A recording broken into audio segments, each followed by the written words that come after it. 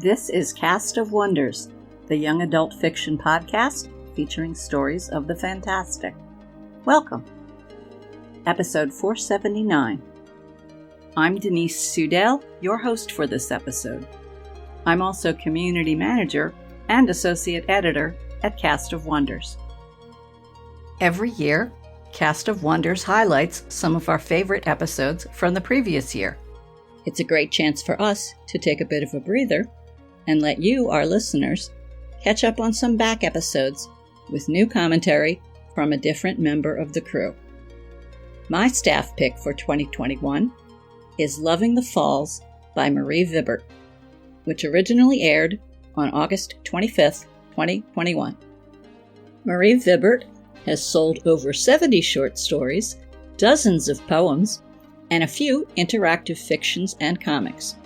Her first novella, The Unlikely Heroines of Callisto Station, was the cover story for the July 2021 Analog magazine, and her debut novel, Galactic Hellcats, about a female biker gang in outer space rescuing a gay prince, came out in March of 2021.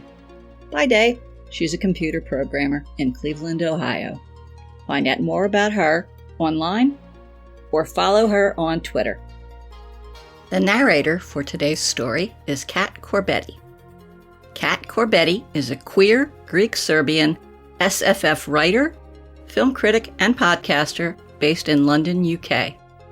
Her novel In Progress, about a secret society of Swedish superheroes, was shortlisted for the London Writers' Awards in 2019, and she was a juror for the Best Nonfiction category in the 2020 British Fantasy Awards. She organizes Spectrum, the largest critique group for SFF writers in the UK, and is one of the podcast editors at Strange Horizons magazine. Her day job is in theater.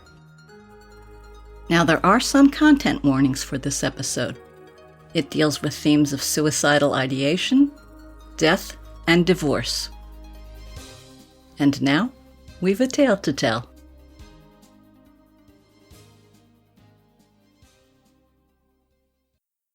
Loving the Falls by Marie Vibbert. Read by Kat Corbett.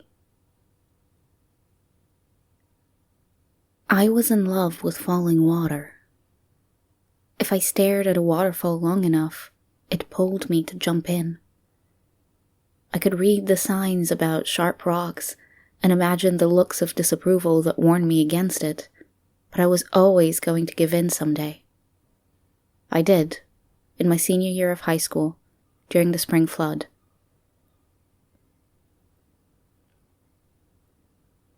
The vitality of the river was over the top, the surface all surge and deft scoops.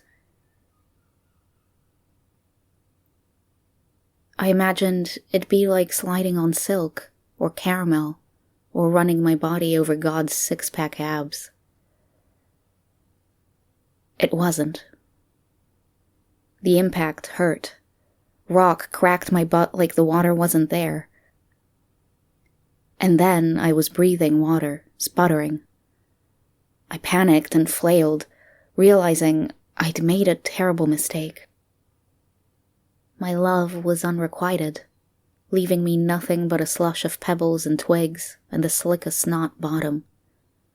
No glorious view of the edge, no anticipation, no acceptance. There was a brief moment of stomachlessness, and then I hit a wall of concrete and died.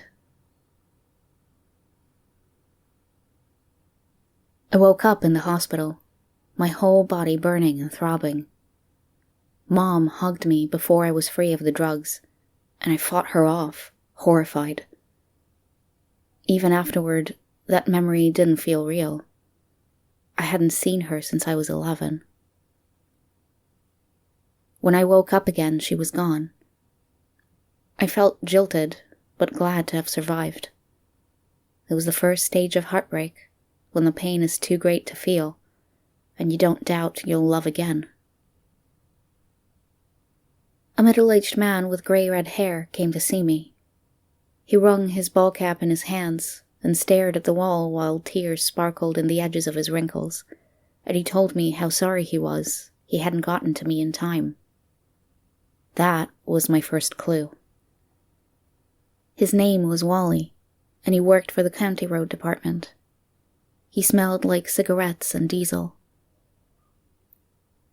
He gave me a small bear, the kind you get out of big choice machines.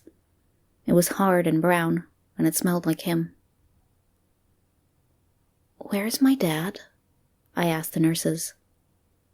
"Your mom's coming," they said, "after we move you out of ICU."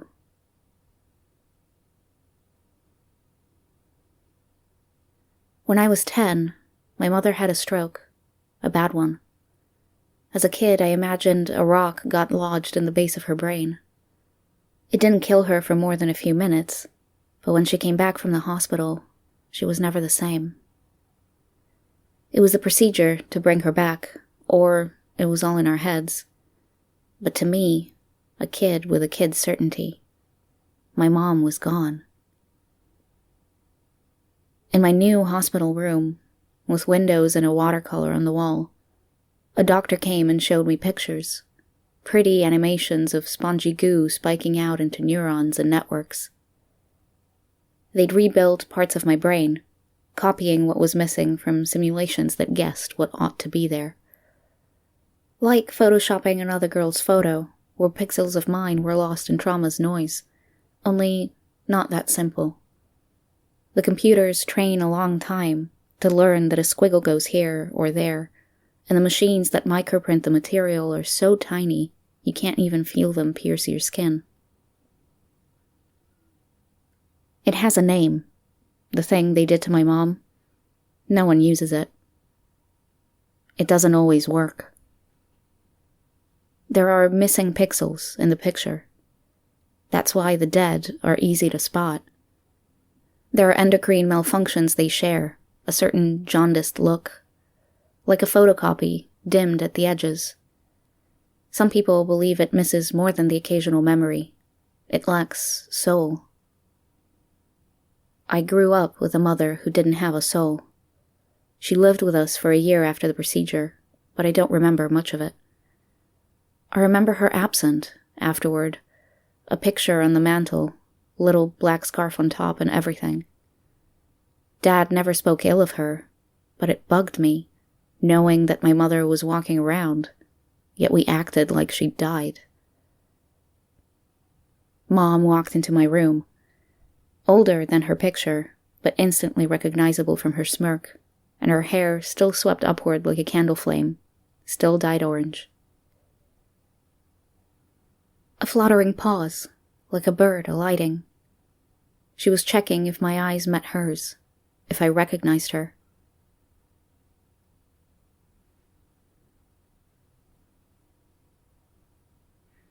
"Hey, kiddo." She sat in the chair by my bed. She smelled like dried roses and cosmetics, a solid inch of makeup masking her jaundiced face. I felt angry and repulsed, but dully, under layers of numb. I was grateful not to be bored. She had a fat manila envelope. "Your dad sent this."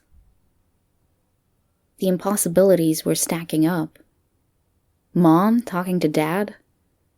She held the envelope to me and it felt rude not to take it. Inside was a stack of note papers, scrawled front and back with advice, apologies, and a manic stream-of-conscious narrative. Dad's handwriting was never good, all sharp and slanted, so I didn't understand most of it. "I love you" was on a number of them, and was there anything I could have done? Somewhere in there, he apologized for once wishing I was a boy. Weird, but funny.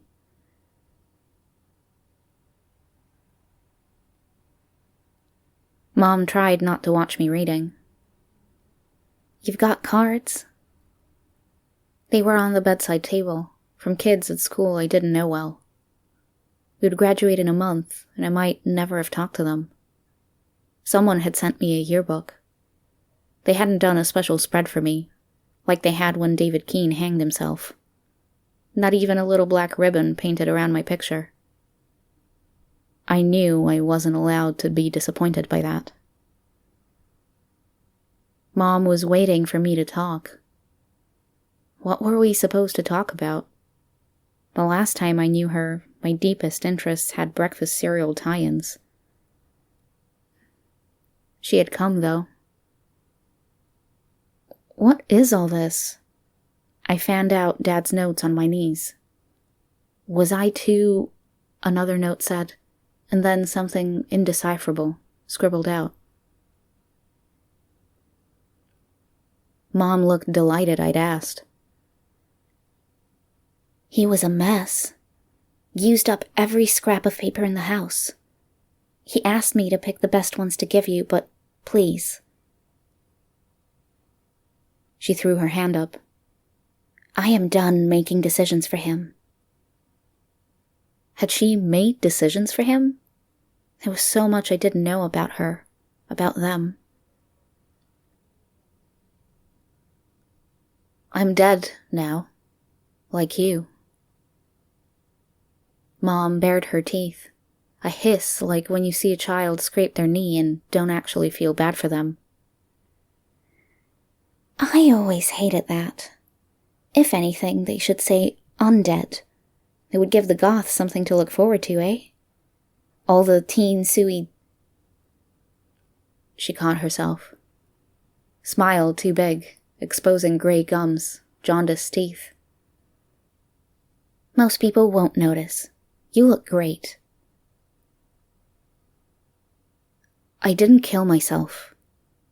That was my first time saying it. It already felt like something I'd said too many times without being listened to. Thank goodness that trucker saw you jump. Mom reached out like she wanted to take my hand, but thought better of it. I know we haven't been close.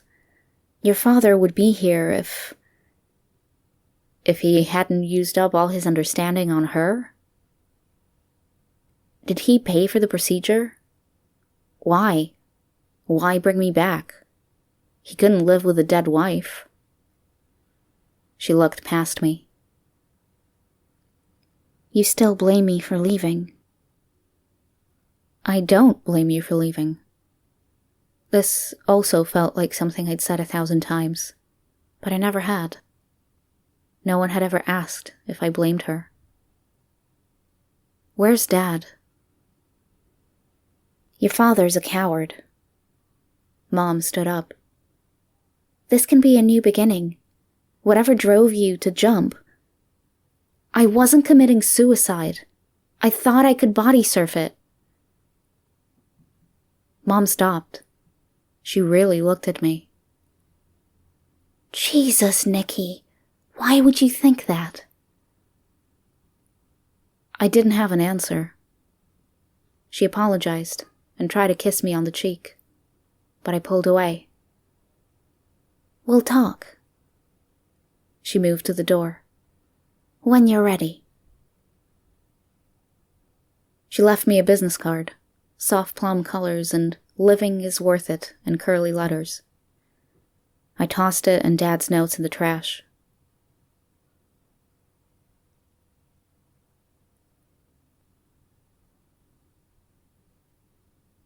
Dad wasn't a coward. He was a police officer. He jumped out of airplanes. Once with me strapped to him, his safety and smell at my back, the glory of open air on my face. He wasn't, however, good at raising me. Sometimes he looked at me like he was afraid I'd explode or leak, like no one had told him how to deal with small humans. Emotions and words terrified him. I terrified him. He came to get me when they discharged me from the hospital. He didn't tell me he was coming. He didn't say hello. He handed me a new phone. I'd forgotten to worry about my phone.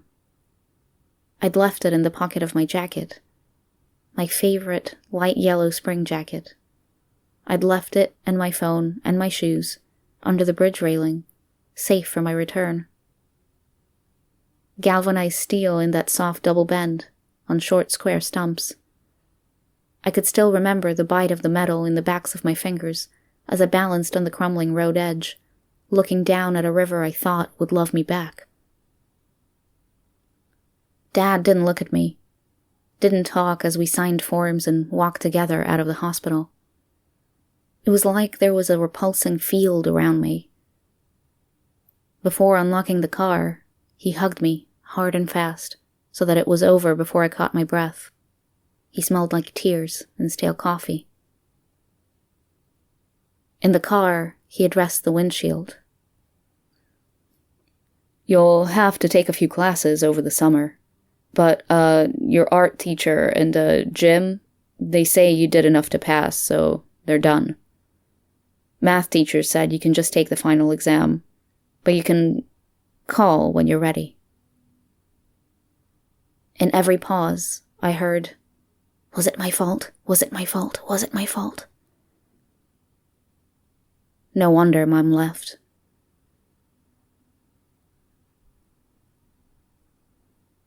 As soon as I could, I snuck back to the falls.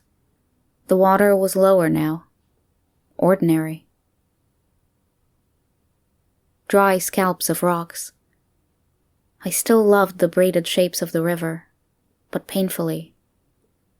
I crawled along the bridge railing, but my jacket wasn't there, nor in the bushes downwind.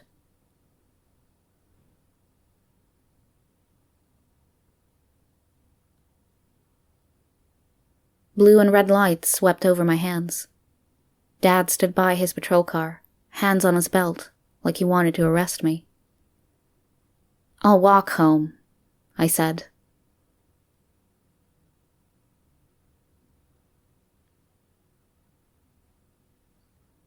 I beat him home.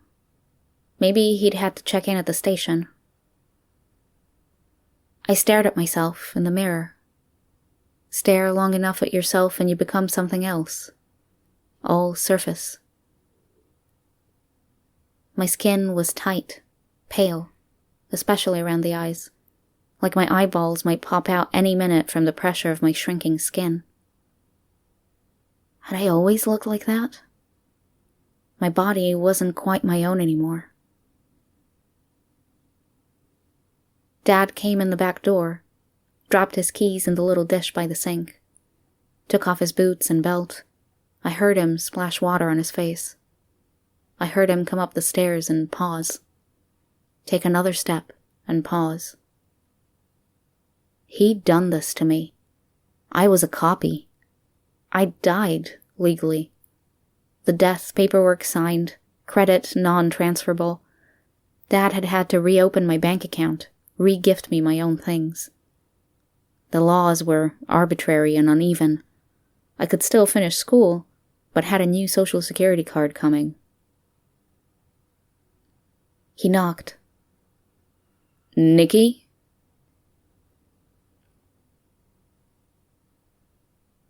I closed my eyes and stared at my mind, feeling for missing memories. I didn't remember being rescued, being operated on. There was no brain to perceive the pain then. It was a cut-off experience, like a bottle of hurt sitting alone in purgatory, wondering how it got there and who it belonged to. What else was missing? What was added? Was the airless joy of the first time I jumped down from a cousin's treehouse a real memory, or a procedurally generated one? Lots of suburban kids have tree houses and cousins. I could jump out my window. There was a slope of roof under it, over the laundry room, then a 4-foot drop to the ground, and I'd done it 1,000 times before, but suddenly I hated the idea of falling. Nausea and a hard stop. Dad didn't move. If I looked at the door, I'd see the shadows of his feet. I knew his knuckles were resting on the wood. I knew he was in stocking feet, those dark gray cop socks. A gentle scraping sound. Dad's hand dropping. He walked away. I stayed in bed until Dad left the house. He tried to talk to me through the door again, but I stared at the ceiling and thought about personality. A single missing pixel could make all the difference. A dot could change an L to an I. A neuron could change a good daughter into a selfish, emotionless zombie. I wrote a note. It wasn't your fault. You're a good father. There, are you satisfied? I should have stopped at 2 sentences. It was the anger. I tore the bottom sentence off. Then I tore the whole thing up. I took all the money I could find, a bag of pretzels, and my backpack stuffed full of clothes.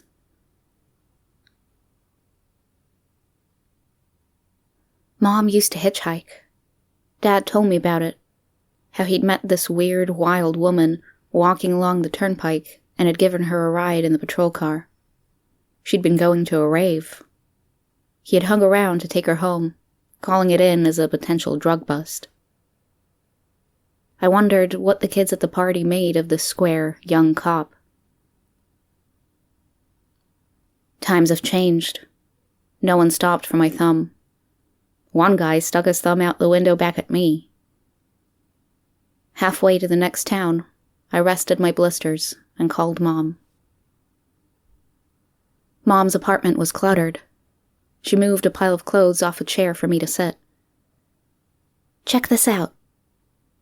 She took a framed picture off the wall and offered it to me like I was supposed to eat it. It was a photo of Mom getting dragged by police, nicely placed between cones of tear gas. Right to death rally, she said. I didn't know anything about that stuff. Cool. I set the picture on top of a stack of others. I have a lot of friends in the movement. She looked for a place to sit opposite me and had to move a comforter, a bag full of yarn, and a cat. The cat complained, but settled down where put and continued to sleep. Scala leads a youth group. A lot of teen suit-wearing... She rolled her eyes at herself and spit the word out. Suicides. You do know most of the kids in your situation tried to kill themselves. Maybe you don't want to talk to them. She clasped her hands, leaned forward. But you can talk to me. It was weird how this stranger I called Mom was suddenly forcing intimacy when Dad could hardly look at me. What could I say? That I was so convinced I understood water, like it was waiting to carry me? Now water was my ex-boyfriend. I felt betrayed, but he hadn't betrayed me. He was true to himself. Your movement, is that about the slain? I'd read something about that. Murder victims revived by law enforcement. These women whose lives were still over, who maybe didn't want to testify, or didn't remember, or want to remember. They hadn't had any choice. Like me. I want to talk about you, Mom said. Dad was between us. We'd both run away. I could see all the brittle places he left in her, because they were inside me too. I want to go somewhere where people don't know. Mom looked relieved, and the emotion sank into me from her.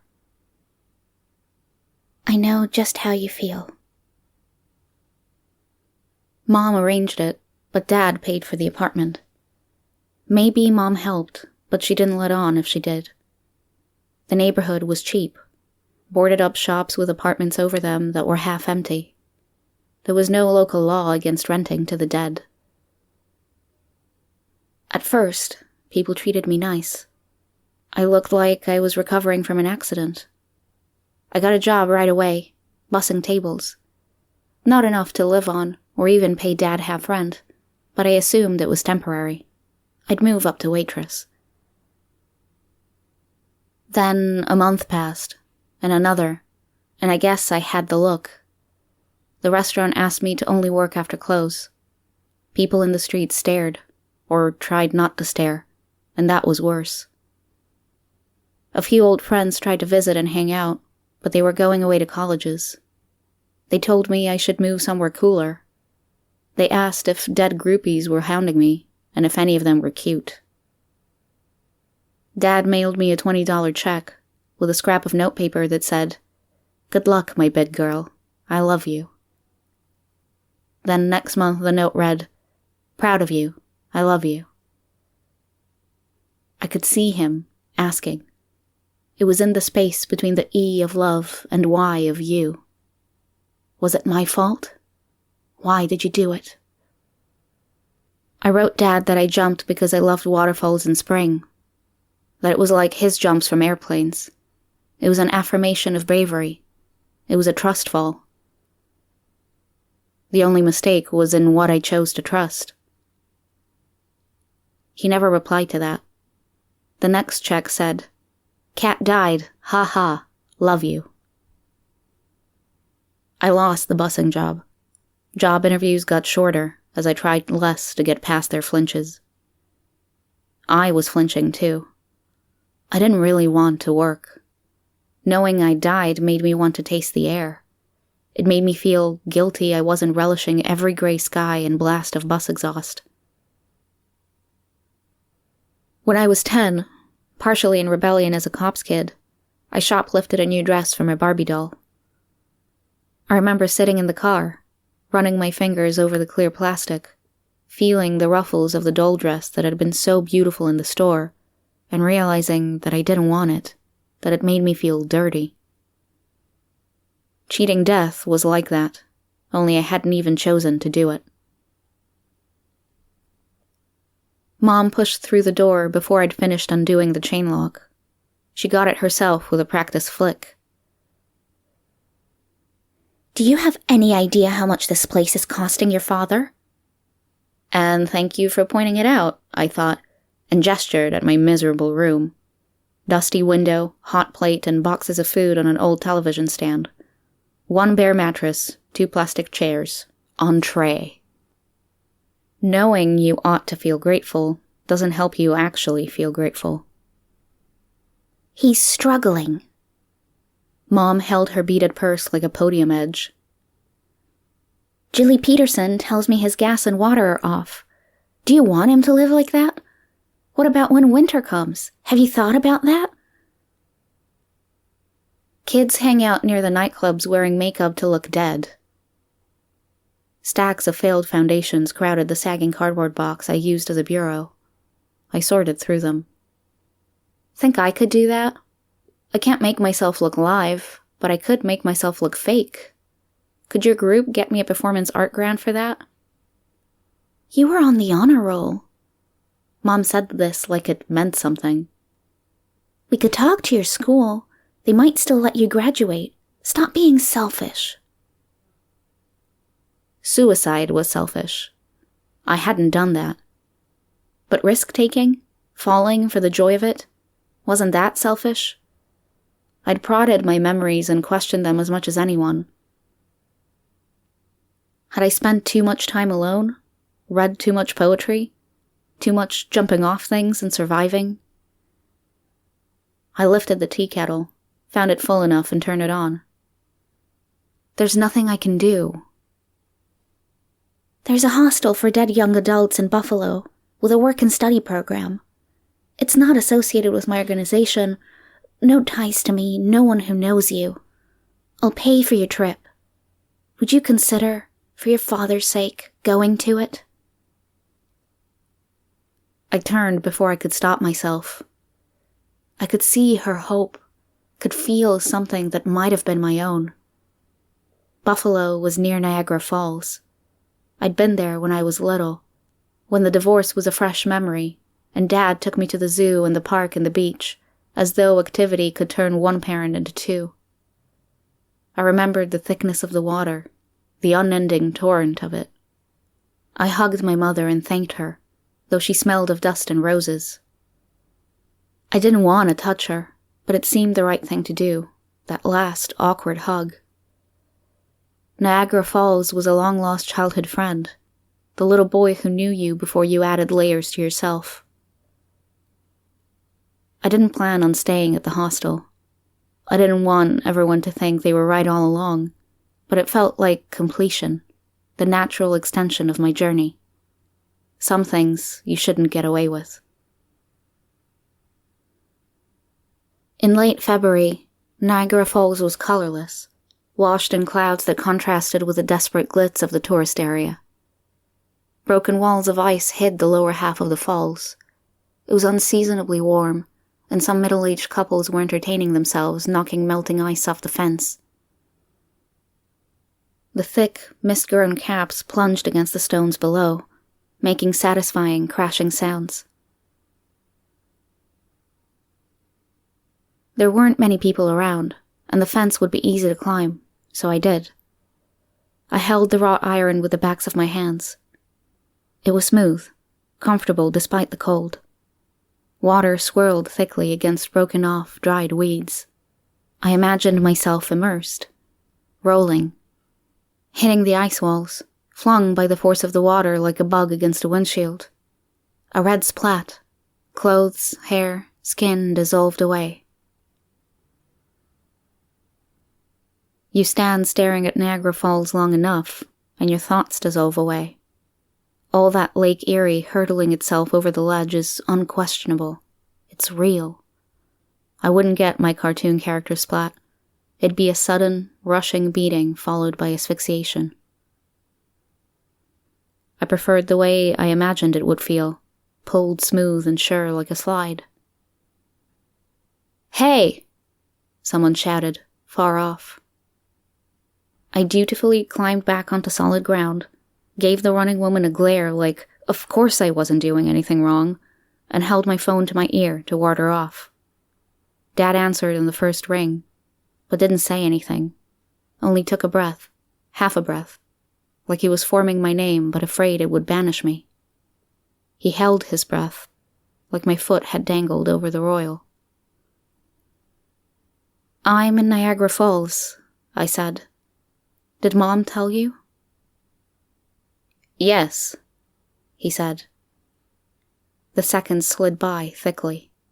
I silently begged him not to demand absolution. He cleared his throat. "What's it like?" This was the question I didn't know I'd been waiting to hear. I sat down where I could see the mist rising. Now I didn't want to speak. My breath could melt the connection crystallizing between us. "Nikki?" Concern roughened his voice. I landed on the other side of the silence. It's like falling in love again. When the Cast of Wonders staff was invited to choose our favorite story from 2021, I knew immediately that this beautifully written, unsentimental, heart-rending story would be at the top of my list. Like Nikki, the main character, I find waterfalls mesmerizing. And I too have had fantasies about sliding down one of those gorgeous, smooth, soft-looking chutes of whiteness and splashing into a welcoming pool at the bottom. But the main reason this story resonated so strongly for me is that I too have made life-changing decisions without thinking them through, and have had to deal with the painful consequences, both for myself and for the people who were close to me. In this story, Marie Vibert absolutely nails the details of what life is like after you've made a huge mistake and have to struggle to come back from it.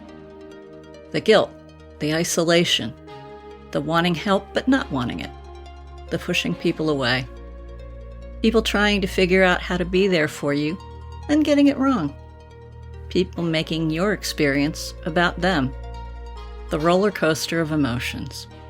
Sometimes, as with Nikki in this story, people have to confront you, tell you when you're being thoughtless, when you're hurting others.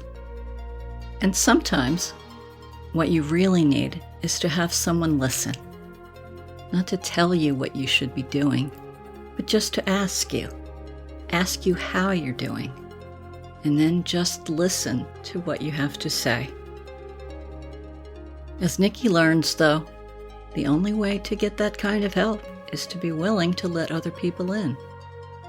Hesitantly, tentatively, gradually. It may not be easy, and you may want to slam the door sometimes.